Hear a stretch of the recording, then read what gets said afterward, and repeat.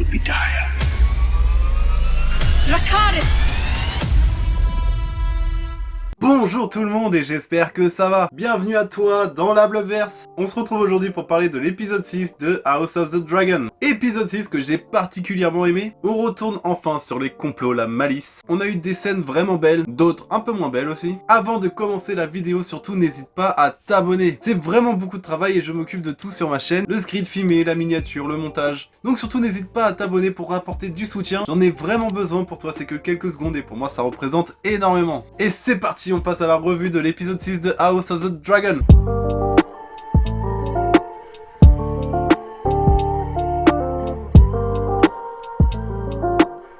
Ça y est, on quitte nos jeunes actrices pour retrouver Rhaenyra et Alicent 10 ans plus tard. Et évidemment, ça passe totalement. Faut savoir que c'est Rhaenyra et Alicent adultes qui ont été castés en premier. Et ensuite, ils ont casté la jeune génération pour qu'il y ait un lien de ressemblance. Et c'est vraiment bien fait, pour le coup, ça fonctionne totalement. Cet épisode va surtout se focus sur Alicent et Rhaenyra. Alicent qui a vraiment une haine à l'intérieur d'elle envers Rhaenyra. La preuve, c'est que dans la première scène, Rhaenyra est en train d'accoucher. Et qu'à peine le bébé sorti du ventre de Rhaenyra, Alicent demande à le voir. Donc Rhaenyra, au lieu de se reposer, décide de prendre le bébé et d'y aller elle-même. Laenor, qui est son mari, décide de l'accompagner. Ce qui était pas mal foutu parce qu'on a eu le droit du coup à un petit débrief entre Laenor et Rhaenyra sur ces 10 dernières années, pendant qu'ils faisaient le chemin jusqu'à la chambre d'Alicent. Et puis ça nous permet également de voir d'emblée le jeu d'actrice de Rhaenyra, car prendre son bébé dans les bras juste après avoir accouché, se mettre debout et monter je ne sais combien d'escaliers, j'imagine que ça doit être un effort presque surhumain. Et l'actrice le joue bien, ça se voit, on est peiné pour elle, on a mal pour elle. La surprise du chef également, c'est que le roi est encore vivant. Moi qui étais persuadé, comme nombreux d'entre nous, qu'il avait lâché son dernier souffle dans l'épisode précédent, et ben non, 10 ans plus tard, il est toujours là, quasiment plus de cheveux, il a la peau toute abîmée, donc on sent quand même qu'il y a une infection à l'intérieur, mais voilà, ça prend plus son temps pour le tuer finalement.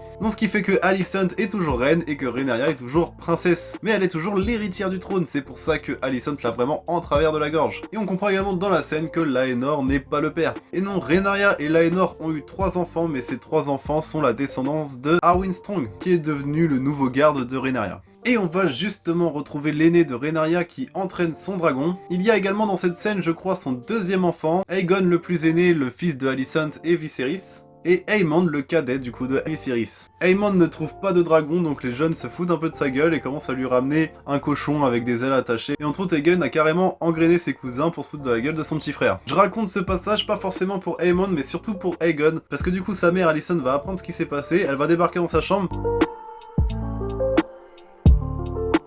Ah et c'est vrai, j'avais complètement zappé, mais je crois qu'à ce moment-là, il est en train de se masturber complètement à poil à sa fenêtre. Il est debout devant sa fenêtre et il est en train de se masturber, le frérot. Enfin bref, c'est God, c'est normal, on va pas relever. Mais c'est surtout pour voir ce qui se passe dans la tête d'Alicent à ce moment-là. Elle est vraiment torturée par rapport à Rhaenyra et elle commence à mettre un énorme coup de pression parce que Aegon, lui, ne s'inquiète pas plus que ça de sa tante. D'ailleurs, lui en soi ne se considère pas comme l'héritier légitime car depuis sa naissance, ça a toujours été Rhaenyra l'héritière. Donc Alicent lui met un gros coup de pression, lui disant que Rhaenyra ne reculera devant rien pour accéder au trône, qu'elle éliminera tous les potentiels dangers.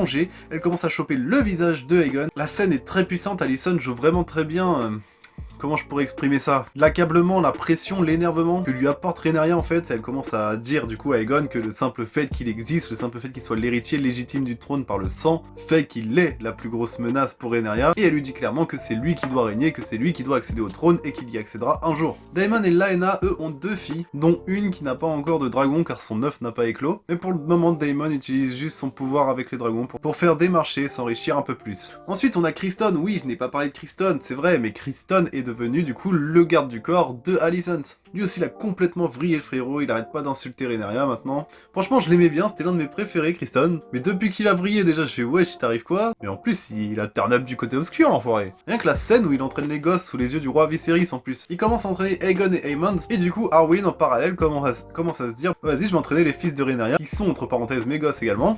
Et Criston rentre direct dans la rivalité et il commence à pousser Aegon à gérer l'aîné de Rhaenyra alors que Aegon est bien plus vieux, bien plus fort. Donc Arwen commence à péter un petit câble en disant voilà ce que vous enseignez, la cruauté, etc. Et Criston continue ses provocations et commence à lui dire on ne défend pas quelqu'un comme ça, sauf si c'est un frère, sauf si c'est un père, sauf si c'est un fils. Et à ce moment-là, Arwen perd un peu son contrôle et commence à défoncer la gueule de Kristen, tout simplement. Si on l'avait pas arrêté avant, Kristen aurait juste subi ce qu'il a fait subir au mec de Laenor dans l'épisode précédent. Suite à ça, l'image de Rhaenyra commence à être ternie car il commence à y avoir des rumeurs sur l'ADN de ses enfants en fait. Ça fait vraiment goth, on est de retour dans toutes les intrigues, dans toutes les conspirations, dans tous les mensonges et ça j'adore vraiment. Pour le coup, il n'y a pas énormément d'action dans l'épisode, mais par contre, il y a beaucoup d'éléments, il y a beaucoup d'événements et du coup, ça donne quand même un ton dynamique à l'épisode, exactement comme dans Game of Thrones. Du coup, lors d'un conseil, Rhaenyra propose à Alicent pour racheter et dissiper un peu les conflits qu'il y a entre les deux côtés. Rhaenyra propose de marier son fils à sa fille, comme ça ils hériteront tous les deux de la couronne, en plus d'offrir un œuf de dragon à Aemond. Évidemment, le roi Viserys lui est ravi de cette proposition, mais Alicent ne l'est pas du tout.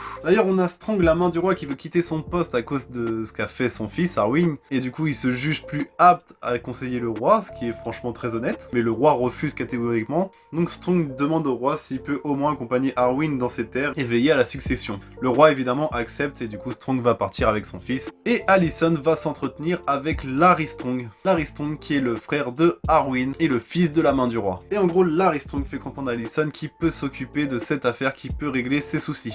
On le sent vraiment pas le Larys, mais alors vraiment pas. Parallèlement à ça, on a Laena, la femme de Daemon, qui est en train d'accoucher. Malheureusement, ça lui fait comme la femme de Viserys, il n'y a pas d'autre choix que de lui ouvrir le ventre. Donc pendant que Daemon et le médecin réfléchissent à la bonne solution, elle décide de marcher jusqu'à son dragon Vhagar, qu'elle a eu à l'âge de ses 15 ans et qui est le plus gros dragon qu'il y ait sur Westeros. Vraiment, il était très impressionnant. Malgré que au début de l'épisode, quand elle vole avec Daemon, chacun sur son dragon, là où j'ai trouvé que c'était pas super bien fait, voire franchement parfois pas très bien fait du tout. Là dans cette scène il est vraiment impressionnant Vhagar parce qu'il est juste allongé, il est devant elle, et en fait elle lui demande Dracarys, elle lui demande de la brûler elle et son enfant directement. La scène était déchirante, on sent que le dragon n'a pas envie de le faire, mais en même temps il n'y a pas 10 000 solutions, en plus elle n'arrête pas de répéter Dracarys, il faut savoir que pour le dragon c'est vraiment un ordre. Ils se sont presque obligés de le faire, malgré que ça soit complètement à contre-cœur pour le coup, vu que c'est sa dragonnière. La scène était franchement bien tournée, c'était dur à regarder, mais c'était très bien fait. Ensuite, lorsque Arwen et son père sont dans leur palais en train de dormir, des hommes de main de Larys, du coup le frère d'Arwen, commencent à mettre le feu au château, à la chambre d'Arwen. Arwen brûle, tape pour que son père le réveille, son père n'arrive pas à ouvrir la porte. Le bâtiment s'effondre et meurent tous les deux. Et Larry Strong fait savoir maintenant à Alicent que il la tient, tout simplement, il tient la reine entre ses mains. Donc on est vraiment sur du pur god, sur des complots de tous les côtés, j'ai vraiment bien aimé cet aspect. Et l'épisode a un vrai côté dynamique de par tous ces dialogues, de par toutes ces intrigues en fait. Il s'est quand même passé beaucoup de choses dans cet épisode comme on vient de le voir. Et là on est enfin dans le game et je pense qu'avec ce saut de 10 ans en plus, tous les éléments vont vraiment commencer à être concrets, à être intéressants, à être sérieux. Donc bah voilà, j'imagine qu'on a tous hâte. C'est la fin de cette vidéo, donc surtout n'hésite pas à t'abonner, c'est vraiment un énorme soutien que tu peux m'apporter. Abonne-toi, partage, like, c'est le meilleur moyen de soutenir mon travail. En tout cas, je te remercie pour le geste, je te remercie d'avoir regardé la vidéo. Et surtout, tu prends soin de toi. Moi, je te dis à la prochaine. Ciao!